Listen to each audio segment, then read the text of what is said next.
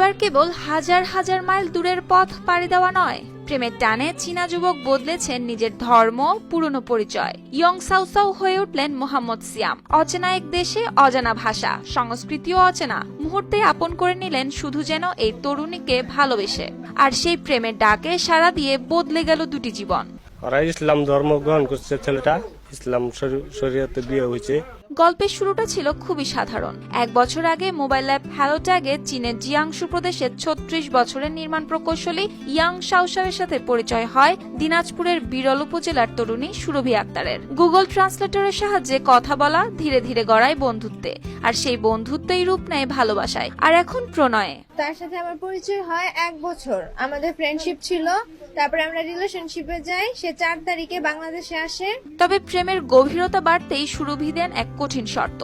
বিয়ে করতে চাইলে ইয়ং সাউসাউকে গ্রহণ করতে হবে ইসলাম ধর্ম।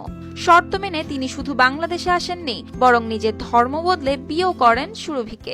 আমরা একটা হুজুরের মাধ্যমে আমাদের বিয়ে হয়, আমরা তাকে মুসলিম বানানো হয়, কালেমা পড়ায়, তারপরে আমাদের বিয়ে হয়। বিয়ে হওয়ার পরে এখন আমরা কোর্ট ম্যারেজ করিনি। তো আমি আসছি আমার এলাকায়, দিনাজপুরে আমি বাসিন্দা। তো দিনাজপুরে এসে আমি কোর্ট ম্যারেজ করার জন্য আমি দিনাজপুরে আসি।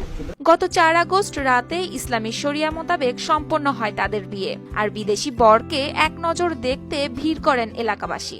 তাকে যখন আমরা এয়ারপোর্টে নিতে যাই, তখন যখন সামনাসামনি দেখি, তখন আমার ফিলিংসটা অন্যরকম ছিল, মানে বলে বোঝাতে পারবো না। আমি অনেক খুশি যে সে বাংলাদেশে আসছে, এবং আমার একটা বিদেশি একটা আমার জিজু, এটা আমার অনেক ভালো লাগছে। 4 তারিখে আসছে বাংলাদেশে, আসে 5 তারিখে বিয়ে হলো, মুসলিম বানাইছে ওইখানে ঢাকায়। কালকে আসছে। এখন আমরা সবাই মিলে দেখলাম জামাই তো বেশ ভালোই দেখতে শুনতে। এখন আমাদের নাতির ভালো, আমাদেরও ভালো। সুরভির বাবা প্রথমে কিছু না জানলেও 4 আগস্ট ইয়াং সাউসাউ দেশে ফেরার পর সব শুনে কষ্ট পান তিনি, কিন্তু শেষ পর্যন্ত মেয়ের কথা ভেবে সম্মতি দেন বিয়েতে। আমি 3-4 দিন আগে জানতে পারি যে আমার মেয়ের সম্পর্ক একটা অ্যাপসের মাধ্যমে সম্পর্কে জড়িত হয়ে ওই ছেলে চায়না থেকে বাংলাদেশে আসে।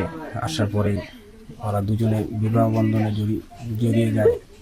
ঢাকায় লেখাপড়া করতো, লেখাপড়ার ফাঁকে যে সে এই কাজটা করবে আমারও বিশ্বাস ছিল না। এখন সচক্ষে দেখে এটা মাইনে নেওয়া যাচ্ছে না, তার ভিতরে মানতে হচ্ছে বাবা হিসাবে। সুরভি আর সিয়াম এখনো দিনাজপুরেই আছেন। সেখানেই সম্পন্ন হবে তাদের কোর্ট ম্যারেজ বা আইনি বিয়ে। এরপর সিয়াম হয়তো সুরভিকে নিয়ে যাবেন নিজের দেশ চীনে, আর সেখানে তারা হাতে হাত রেখে শুরু করবেন নতুন জীবন, নতুন বিশ্বাসে, নতুন স্বপ্নকে সঙ্গী করে।